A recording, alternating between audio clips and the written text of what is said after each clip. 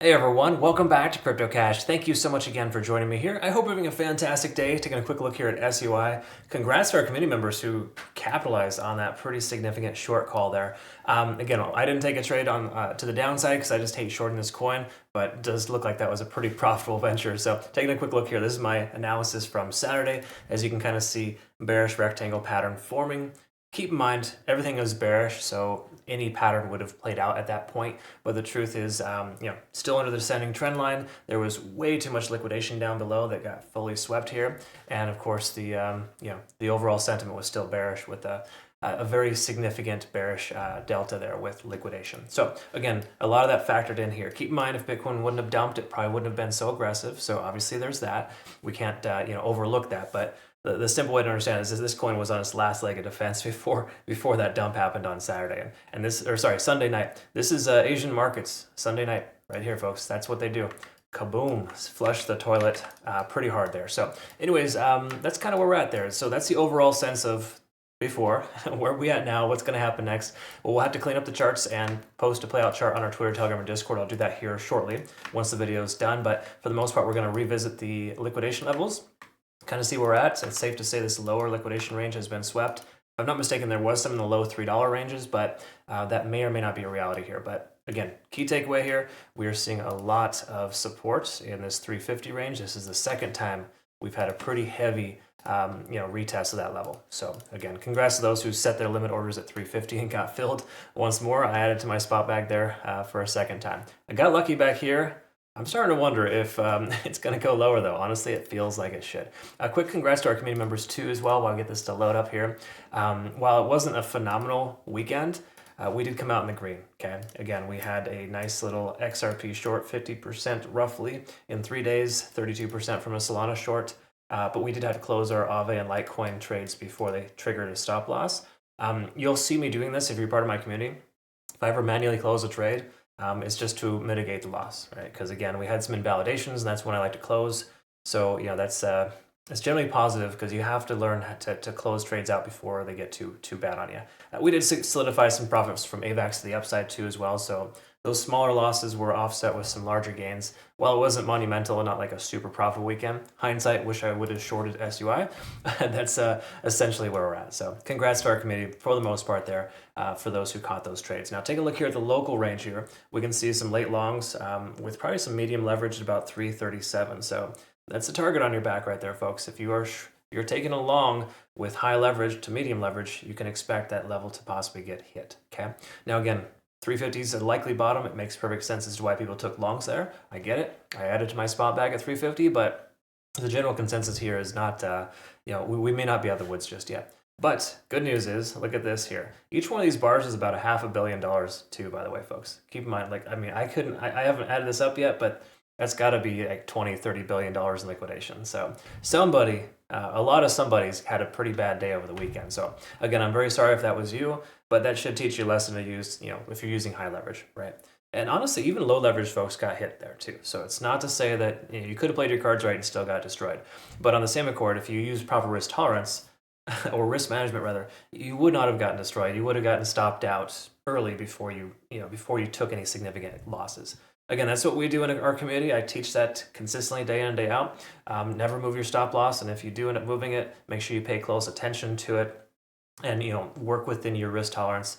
Don't ever blame anybody else for your trades, right? You take ownership, and the sooner you do that, the more you're going to learn and the better you're going to be, too. That's kind of how it works. Okay, so liquidation delta is still very, very high. While it's dissipating and tapering off, it's still a lot. So the key takeaway here is to not really take a long in light of that, because a lot of, anytime you take a long against the grain, you're inherently, trading against the trend, okay? Right now, the trend is down, all right? Obviously, it's going to shift gears at some point or another once we bottom out, but truthfully, we don't know where the bottom is. But so far, 350 does appear to be such, all right? Either way you look at it, we got some folks here heavy at 465, ouch, 415, and of course some late longs here a little bit at about 355, 370, and 380, okay? So again, not impressed with this kind of back-end data here. All right, so daily time frame. Where are we at? What's going on? Well, we're still maintaining below the 50-day SMA, and I mentioned this previously. Once we break below that and stay below it, the likelihood of further downside is high. So again, this is not an I told you so by any stretch. This is not perfect. at all. It never truly is. Trading is a very ugly art. But I can tell you that there was a lot of reasons why the price was more likely to go down and not go up, because we kept rejecting off this lower low, lower high pattern. Okay. Now keep in mind we're pretty well overextended here, and we take a look at TD sequential. We're basically 9 days of bearish divergence. We had one green day here, on what was it? That was last Tuesday, but 9 of the last 10 days have been bearish, right? So generally speaking, that's not favorable to the downside. So taking a short at this level, maybe it's inherently more risky. Okay. So please just be careful taking a short right now, because we're at the tentative bottom. And again, once more, that's just reaffirmed by multiple retests of this 350 range. Secondary to that, of course, we got daily candlestick closures about 320. My speculation is 320 would be the secondary retracement area if the price pulls back. Now, again, you can pull up Elliott wave and all this garbage first and see, what that might tell you. But keep in mind, we were joking about this in our community earlier, how Elliott wave is kind of just like, it's a newbie's tool that's really good at kind of giving you some hopium, I guess you could say, in either direction, because it's always going to be right no matter what, because it gives you multiple options. And then we also argued too that it's used to divide intelligent traders from one another, because they're always arguing about it. Anyways, I mentioned that simply because I'm sure that this is probably somewhere on there. And the key takeaway is it's based solely, in most cases, off support levels or average support ranges. And if we take a look here, we can see 320 and 350 are those two areas that are probably likely very synonymous in a lot of ways with some fib retracement levels. Keep in mind, I'm going to update our fib levels here soon. I'm not going to bother with it now. We're just going to go ahead and finish the analysis, but I just want to kind of throw that out there and give you a heads up there. Okay. All right. So next up is our RSI. We're under 50 in the RSI. We've been maintaining that for a while now. Again, not something you want to take a long into. As you can see, this coin spends very little time under 50 in the RSI. We've been under this for about a week now. Okay. So I'd hate to say it, but the likelihood of instant recovery for this coin is pretty low. Once more, there's way too much. I think the bears got their hands on it. The market makers are seeing this as a cash cow, because everybody just keeps buying the dip and they keep getting destroyed, right? Hence the reason why you do not trade into something like this, all right? Again, easier said than done, of course, now, but that's usually how it ends up working out in the long run. 4-hour time frame, multiple moving averages here. We can kind of see we're below every single one of them. Do not take a long position. We're under 50 on the RSI. While stochastic's swinging up and MACD's trying to converge, it's losing its momentum. Not a good reason to take a long. Okay, so this is just like a perfect case scenario of an example of not being blindly bullish. Okay, I don't care how emotionally attached you are to this coin, how much you think how awesome you think it is. That's all great and well and good, but those things still have a chance for retracement. Okay, so just try not to get too blindsided and too heavy in one direction just because you're a big fan, right?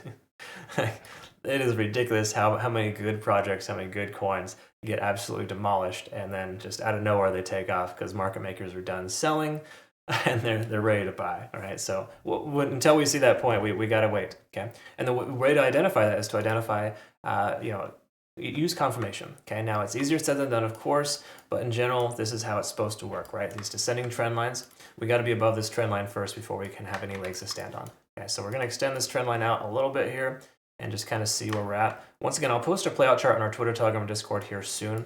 This trend line, generally, I like to draw the trend line out with the SMAs. And as you can see, that's running concurrent with the 50-day SMA. That's a good one, okay? So until we're back up above the 50-day SMA or this descending trend line, you have no reason to take a long position. I don't care if the price shoots up to $4, $5 tomorrow. It's still not the right call, okay? It's just kind of the way it goes. You're risking too much for very little. So it's inherently more risky if you're considering a long right now. That being said, once again, do not consider taking a long for, I would say, quite a while. If you're going to take a long, it's a different story if you're scalping and you're watching it close. Make sure you pay close attention to validations and invalidations. But the key takeaway here is that unless you're physically going to be watching your trade the entire time, there's no reason to take a long right now. If you do end up taking a long, you want to wait for confirmation, which is generally a closure above this level here, right? We want to make sure to see that the price has to be establishing higher highs and higher lows first. However, this is how bear flags typically are structured, right? Where the price action establishes higher lows and higher highs, and then it comes up to a larger descending trend and rejects out and continues lower. So my speculation is we're going to see a bear flag play out here soon if we establish higher highs and higher lows, because the macro descending trend line is still not favorable, okay? Again, those are just things I look for, right? Am I going to short this coin? Absolutely not. I am terrified to short this coin. But the truth is, it's got a lot more reasons why going down than up is more practical. But once more, we got to give 350 a chance to hold too. So there's too many factors here, too many what ifs to warrant a indecision. And you know what? Indecision in trading is actually a very good thing. So if you want to hang out and wait for the bottom to be in, great. Good chance is you'll miss the bottom. You never truly catch it. So if you want dollar cost average, that's cool. That's what I do with my spot bag. But I'll never.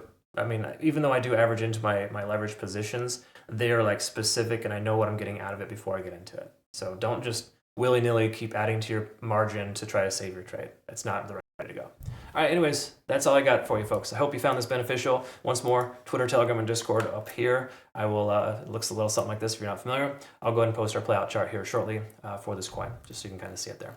All right, hope you all have a good rest of the day. We'll look forward to seeing the next one, and take care.